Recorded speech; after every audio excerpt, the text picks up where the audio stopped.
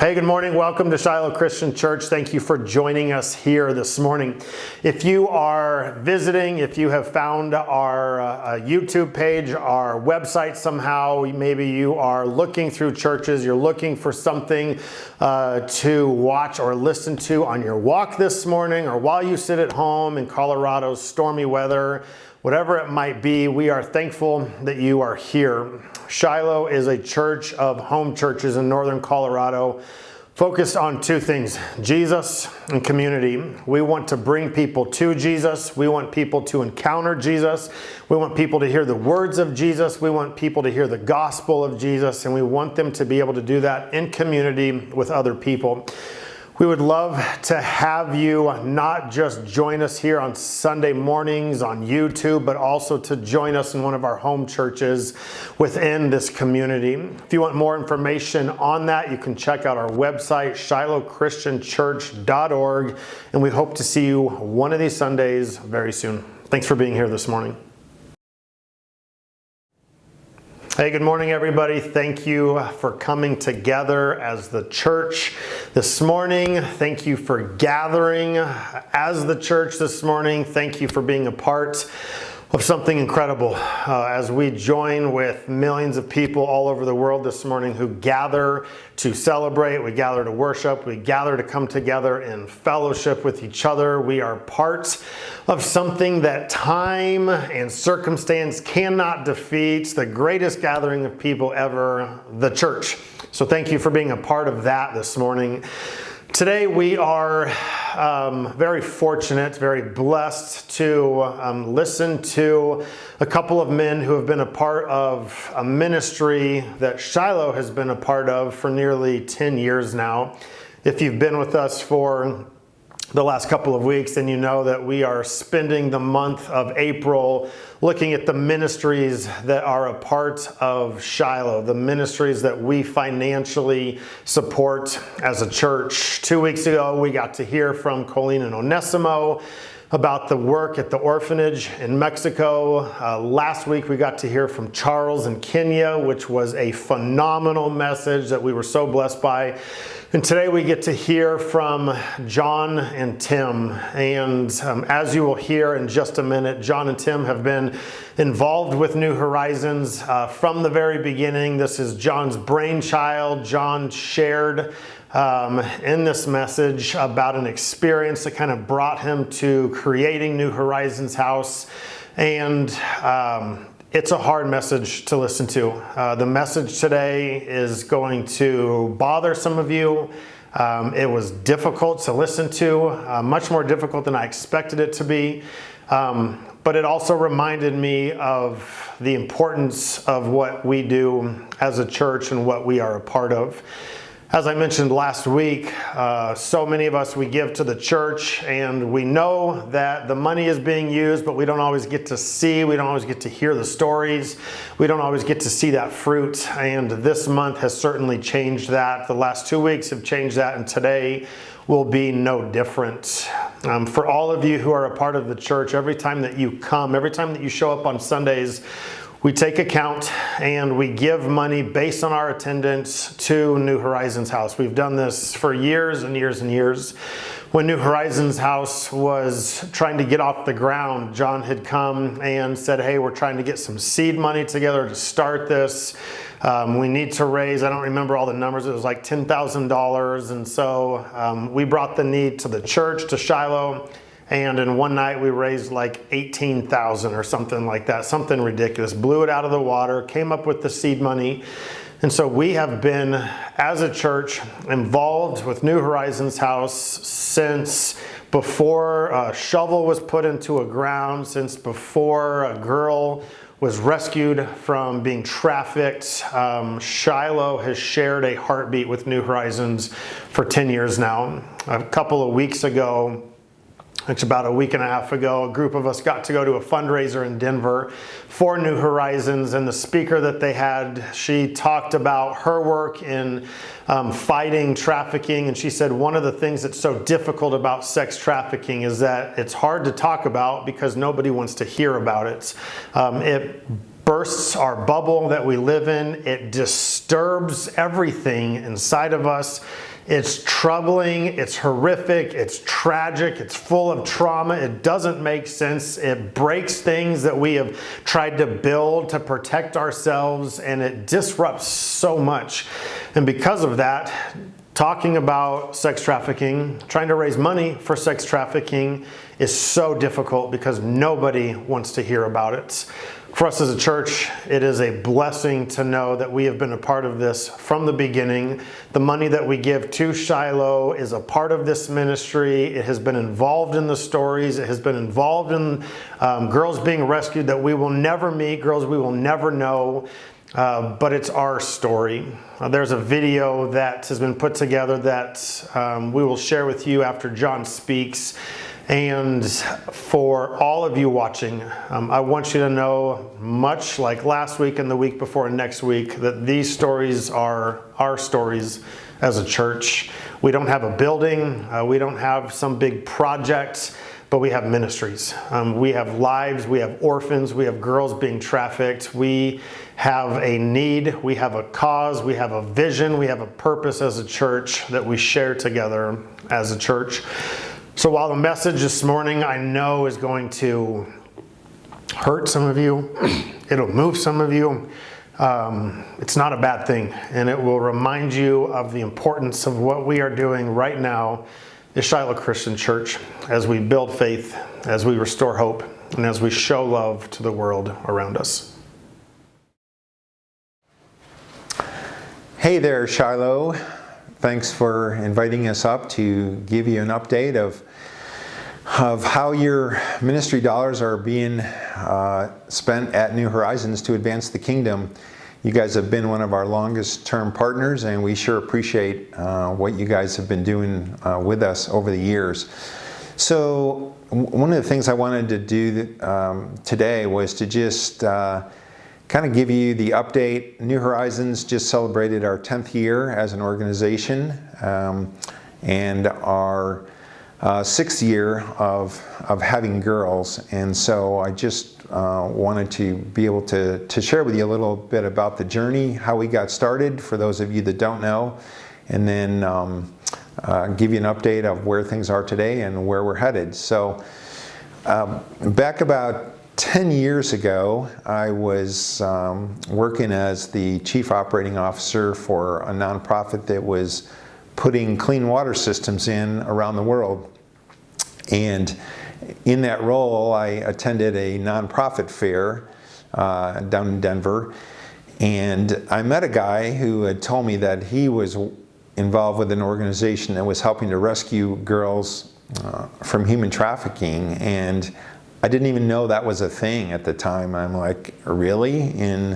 This was 2014. I said, in 2014, we're still dealing with that? And he said, oh yeah, there's actually more people enslaved today than at any other time in history. And so anyways, I was shocked and intrigued both at the time, and got to be friends with this guy over the next couple months. And he ultimately asked me to be on his board, and I said, well, before I do that, I'd love to take a trip with you to India to just see what it is you do and learn more about human trafficking. And so he said, yeah. So it was the summer of 2014. I took my first trip to India with him, and as part of that trip, we went to the red light district just outside of Mumbai, which is the largest red light district in the world. And we went into this dance bar, and it was a bar kind of similar to what we're recording in today, although it's obviously got a different purpose. But it was just a bar like you'd go to here. They sat us down at a table. They brought us drinks. We ordered some food. And there was a lot of music in the background, just kind of dance bar as you might expect. And then after about an hour, they turned the music way down and the lights went way down. And there was a stage up front, and they opened the curtain, and all these girls filed onto the stage, and each of them had a number that they were wearing around their neck. And you could basically order any of the girls up on the stage, and then they had rooms in the back that you could take these girls and do whatever you wanted to do. and then you could leave. And the other option was to actually purchase a girl, and you could own her permanently. And so these girls were, at the time, these girls were ages 8 all the way up to 18. And I mean, I was shocked, as you might expect, even though I knew it was coming, to be able to see an 8-year-old girl being sold. And as you might expect, these girls, especially the younger ones, were just really terrified. And anyways, that evening we agreed with the proprietor to actually purchase a girl, one of the younger girls there. She was 12.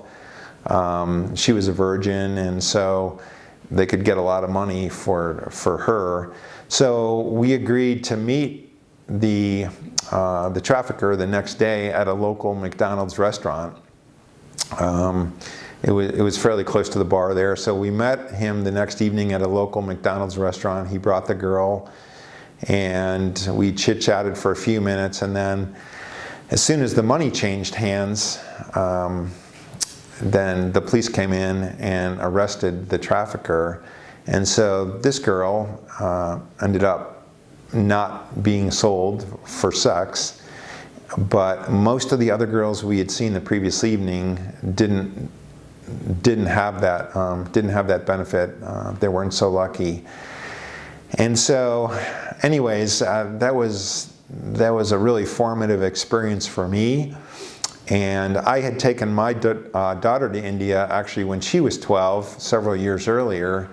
And so you couldn't help but think, except for her being born here, that easily could have been her story.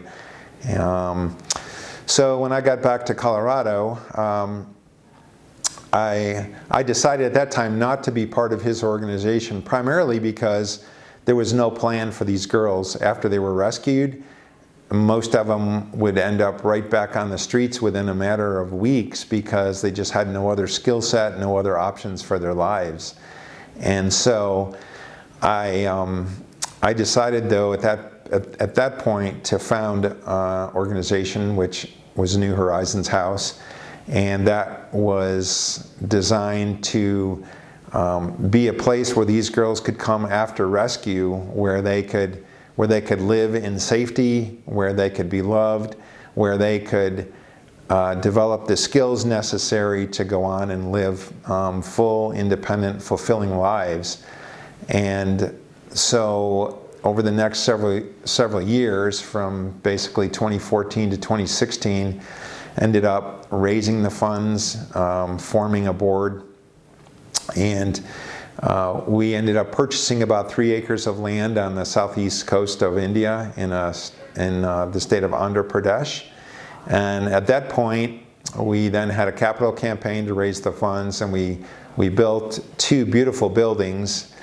One was kind of a kitchen / office / school building, and the other was a 3-story dormitory building. And so then we got approval from the Indian government to actually open, and we started receiving girls in 2018. And so fast forward to today, 2024, and we've now got 73 girls at our facility. They range in age from 11 up to 21. And we have 2 homes, the main home, which I just described to you, and then once the girls turn 18, they were no longer permitted to live at the safe house there that we had established. So we formed a second home called the transition home, which is where the girls who are a little older, who want to go on to university, who want to maybe take business classes to open their own small businesses, or just take additional college courses. So that was the goal in establishing the second home. And so right now, like I said, we have 73 girls that we currently care for in both the safe house and the transition home. We've been expanding a lot in the last 4 or 5 years. We've grown by about 500%, and we just added 3 girls this past month, so it continues to grow in scope and also in the breadth of the services that we offer these girls. The four basic kind of components to our program involve medical care, trauma counseling, education, and vocational training, and those kind of form the pillars of our program. And then also just the community that these girls establish amongst themselves, letting the girls know that they're not alone, that there are other people that do understand what's happened to them. And our staff, of course, is kind of the keystone to that, to making sure that they know that they're loved and supported. Just recently, we held our 10-year celebration up in Denver. Some of you, I think, had the chance to attend, but probably most of you didn't. And at that event, we were able to share a brief video that we put together where we heard from 4 of the girls that have gone through our program and just kind of their story and what they're doing now. And so I wanted to give you all a chance to see that video because your support is helping make that possible. And so we're going to take a break here and we're going to show that video. So anyways, thank you again for your support, and I hope that this video is informative and inspiring for you.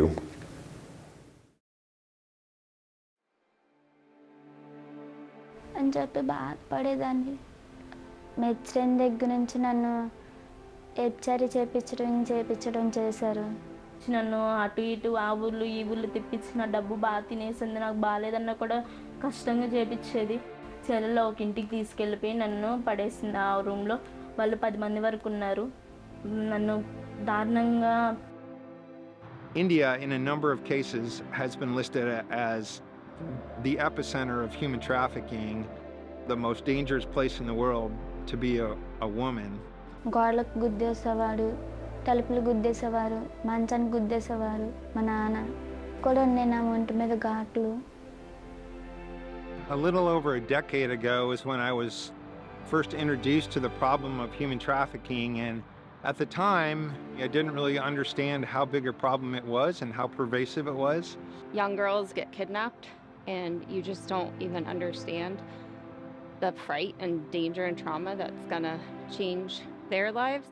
Most of the girls would end up back on the streets because they had no other options, no other skills, no other ways to earn a living. మంది boys ఉన్నారు, 15 మంది దాకా ఉన్నారు. సర్లే వాళ్ళందరూ నన్ను చూసిన తర్వాత నన్ను పంపించేశారు అక్కడ నుంచి. నాకు బాడీ నిండా డ్రగ్స్ ఇచ్చేసి బీర్లు అన్నీ తాగిచ్చేసి మొత్తం ఇచ్చేసేసారు. నన్ను చేసేసిన తర్వాత అక్కడి నుంచి అలా తర్వాత మళ్ళీ 2 లక్షలు తీసుకున్నారు. ఇంకా ఆ రోజు అయిపోయిన తర్వాత రెండోసారి వేరే ఆయన దగ్గరికి 50,000 దగ్గర మాట్లాడారు. చాలామంది దగ్గర పంపించి చాలా డబ్బులు తీసుకున్నారు. ఇంకా నా పోగొట్టుకోవడం వల్ల నాకు చాలా బాధ అనిపించింది. చాలామంది అడిగారు. I just thought we can do better. We can do better than this. I had an established relationship with Esther and Johnson over in India. Directors of an orphanage, a school, medical clinic. In India at that time, they asked me that I can be a part of New Horizons safe house. At the time, I don't have any idea of trafficking. When I saw the websites, I literally cried. They took several months to think about that and research that on their own, and they came back, obviously, and said yes.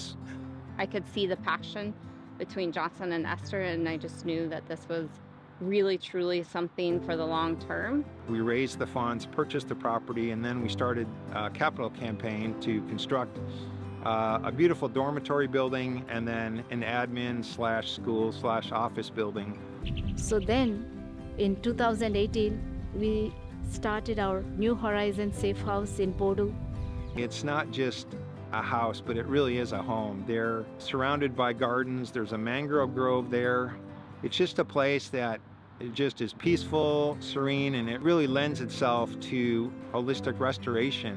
17 రోజుల తర్వాత ఇంకా CWSR వాళ్ళు ఈ హోమ్కి పంపించారు.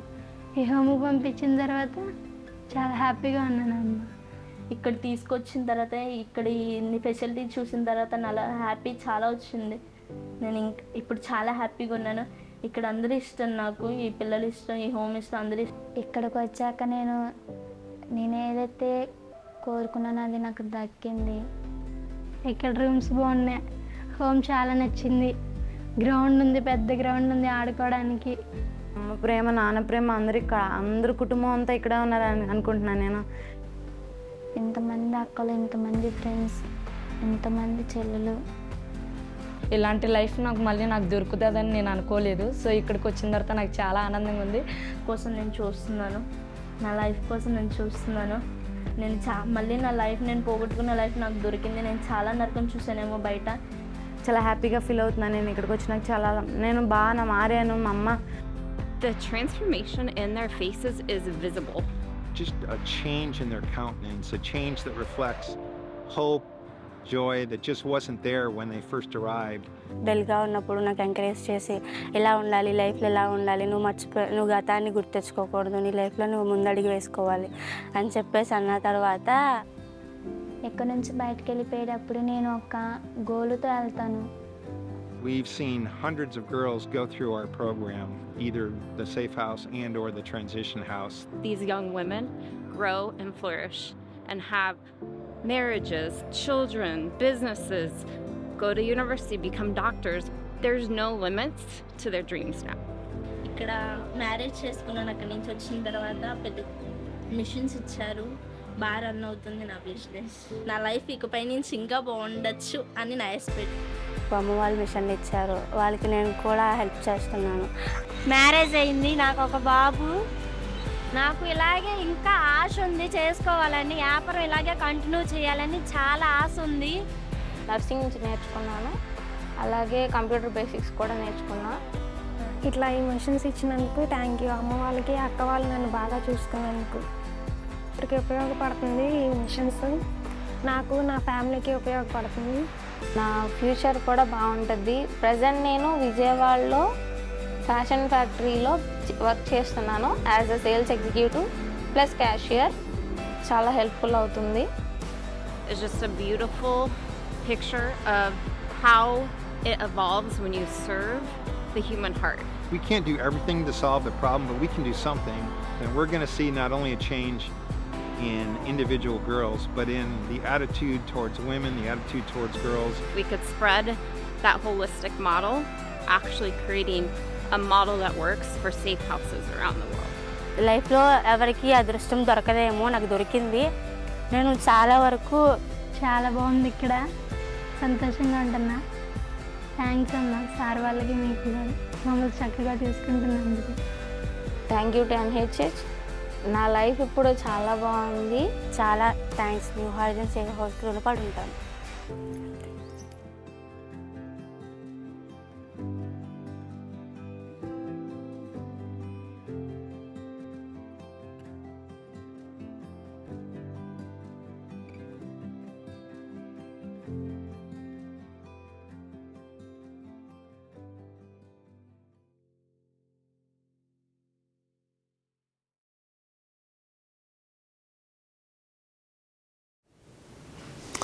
Hello, my name's Tim Hilmer, and I'm a board member for New Horizons House. And I've traveled twice to India to visit the facility, and I've had a chance to meet our staff and the girls there. One other thing I might mention, John Spencer, our founder, John and I have been friends for over 45 years, so we bring a pretty strong friendship to this work, and it's my privilege to support John in his endeavors. I just wanted to thank Shiloh for putting your Christian faith into action and supporting us. I know that your mission, build faith, restore hope, and show love, is really powerful, and I think it's one that we really share at New Horizons House as well. And I know that your ministries that you support, the orphanage in Mexico, the church in Kenya, the health clinic in Fort Collins, and that we're part of that, and it's a real honor to be kind of a member of that group. So thank you so much. What I'd like to talk about today is a little more specific about what we do at New Horizons House in India to support the 73 girls that John talked about. I kind of want you to know where your money is going and how we might utilize it in a very specific way. Many of the girls that come to us at New Horizons House are experiencing trauma, and I'll talk more about that in a minute. And trauma, if you want to know a definition of it, a wound, especially one produced by sudden physical injury, or an emotional shock that creates substantial and lasting damage to the psychological development of an individual. One of our board members, Pastor Steve Curtis, who's also a therapist, was in India last year, and he worked with our staff in India, and he taught 3 courses, and most of them, these classes were about trauma. One was on basic counseling with trauma, one was on the nature of trauma, and the last was on secondary trauma. In other words, how do you spot the symptoms of it, and how do you treat it? So one critical element that New Horizons, our staff at New Horizons House provides in their training is the complexity of trauma. When the girls arrive, so many of them are dealing with this. Many of them have been severely abused and assaulted and raped. So when they arrive, the staff interviews them and hears their story to kind of understand what their life has been like.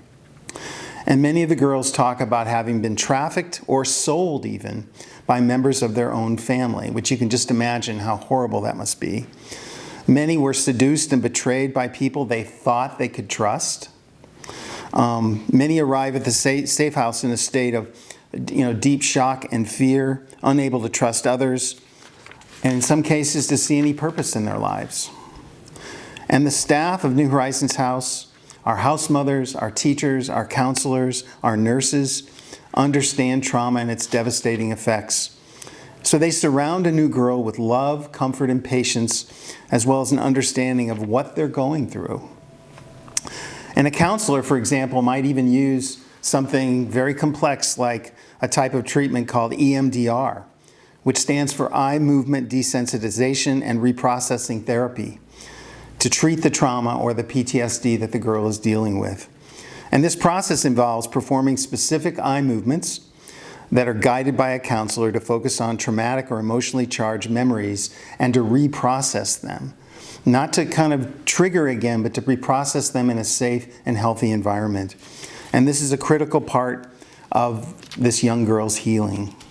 And again, Steve Curtis, who has expertise in this, worked with our staff and trained them. When a new girl arrives who's experiencing trauma, another example of how we help, a house mother might stay with that girl every night in her room to kind of help her deal with night terrors, any kinds of things that might trigger her. Some girls arrive so traumatized that they might even want to try and escape from our safe house to return to their pimps and abusers because it's the only world they really know. And our staff security at New Horizons House works closely together to make sure the girls are safe. And if one does escape, they then work closely with the local police department to find the girl and to safely return her to the safe house. And at the hub of all this is our directors, Johnson and Esther Medidi, who are just incredible people. They actually visited Colorado last year and spoke at our fundraising event. They are brilliant ambassadors of love, compassion, and faith. They're very well connected within the community where New Horizons House is, and really understand how to, take the money that they're sent, which we're very honored with, and use it to the very best to help the girls. And I'd like to close, along with being a board member for New Horizons House, I'm a retired school teacher, but I'm also a writer and the father of 2 daughters. And I write sometimes about what I'm learning from this experience being on the board for New Horizons, about going to India. And I wrote a poem recently called The Source.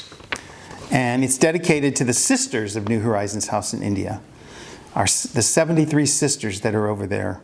And I guess it's a poem about sisterhood and what the girls go through on their journey to get to New Horizons House and what it might be like once they arrive. It's called The Source. There is a river within each of you, as timeless as mountain and ocean, and pure as early snow in a season of fire. The only clear guide to locate the source of this river are the ancient stories passed on by other sisters who have traveled the path and found their way home. Begin by looking inward, past skin and muscle and flesh, past ghosts that offer nothing but venom and curses and shadow.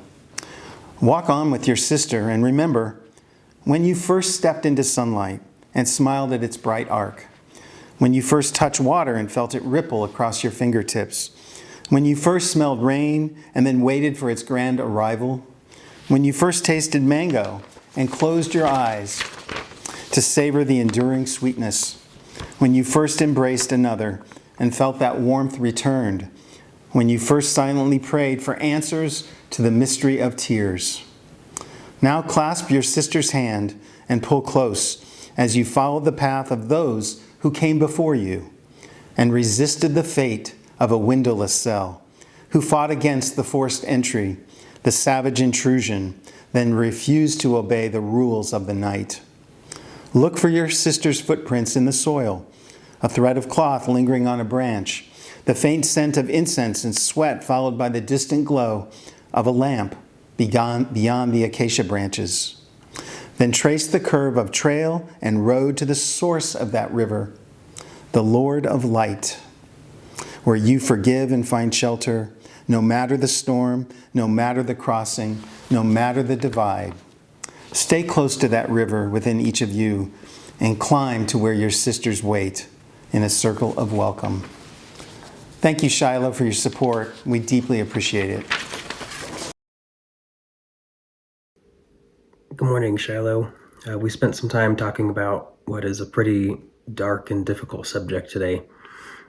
And so to close us out, I want to move into talking a little bit about the word hope and what that means, specifically in the context of Jesus. What it means, a little bit about what it doesn't mean, and then how we should live our lives in light of having that hope. And I want to start us off with a quote from C.S. Lewis in his book, Mere Christianity. It says, "Hope is one of the theological virtues. This means that a continual looking forward to the eternal world is not, as some modern people think, a form of escapism or wishful thinking, but one of the things a Christian is meant to do. It does not mean that we are to leave the present world as it is. If you read history, you will find that the Christians who did most for the present world were just those who thought most of the next." I feel like people can often trivialize hope as just this sort of like overly optimistic thing that glosses over pain and suffering, where you have this tendency to just at leastify things, where you say, well, at least it's not this, or at least we have this.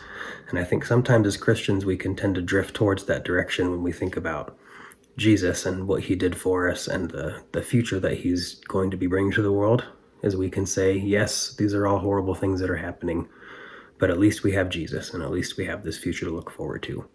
And while I think that's directionally true, where we should look at the future that way, in the sense of we do have something to look forward to, if we look at how the biblical authors viewed hope, what it really was this like confident expectation of the future. And when you specifically look at how the disciples viewed that in the light of Jesus, it wasn't just this passive hope of, we know that he's coming back someday and will restore the world, and therefore we can just turn a blind eye to all of the horrible things and all of the evil that are happening in the world. So there's really two sides of hope that I think it's important for us to focus on. One side of it is what Jesus did on the cross and what that means for the future. And that is the side of hope where we can look at it and say, Jesus came and he died on the cross, and the big picture meaning of that act was that it was the first step towards restoring the entire world and restoring creation to the original design that God meant for it. The actions of humans corrupt the world and corrupt that original creation, and Jesus, through what he did on the cross, initiated that process of restoring the world. And so yes, we do have that future hope to look toward. But if you look at the actions and the life of Jesus while he was here on earth, it was not this sort of passive, just telling people about the future and, you don't have to do anything because I'm going to fix everything. He was active in the world and expected his disciples, and I think expects us to do the same thing. And so the other side of hope is not just we have this to look forward to, but it's also in light of that fact and in light of what I know about how Jesus lived, how he confronted evil, how he responded to it, what he expected of his disciples, and what he then in turn expects of us is how do we then live in light of that knowledge? And he's given us a bit of a blueprint in his life and the way that he confronted evil. And you see several times throughout the New Testament, he's telling the people following him that by emulating him, we become the light of the world, and we are able to partner with him in bringing about this new, renewed kingdom that God has planned for the world. And so, hope is not about closing our eyes to evil because Jesus has it handled, but it's about having confidence that Jesus has begun the work of restoring the world, and to look to him as an example for how we should confront evil, and that our efforts to do that are not in vain. So, as we prepare to take communion today and reflect on what Jesus did, think about not just being grateful for what he did, although you should absolutely do that, but also think about then how you should be living in the world and what you can do to confront evil and to respond to evil in the world the way that Jesus responded to evil when he was alive. Because by emulating him and by standing up to and confronting evil the way that he did, by shining a light to the world, we can then help in bringing about that renewed creation that he started. Let's pray. God, there is a lot of unimaginable evil and pain and suffering that happens in the world. And I want to ask you for a few things today. One, I want to ask that you would give us the strength to confront it, the strength to look at it, and the strength to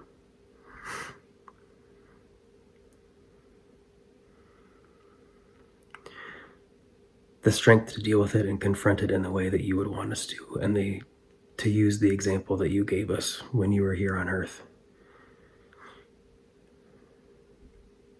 in order to confront the evil that we see around us, to not turn a blind eye to it, to not use the hope that we have in you as a form of escapism, where we're just using it to brush off difficult things and to make them lesser than they actually are. You did not do that when you came here. When you helped people, you were down here. You didn't brush off their suffering. You didn't brush their troubles aside. You confronted them head on. And then you served as a light to counteract that. So please, I want to ask that you would help us do the same. When we hear about and when we see and when we are presented with difficult things like what we've talked about today, please help us to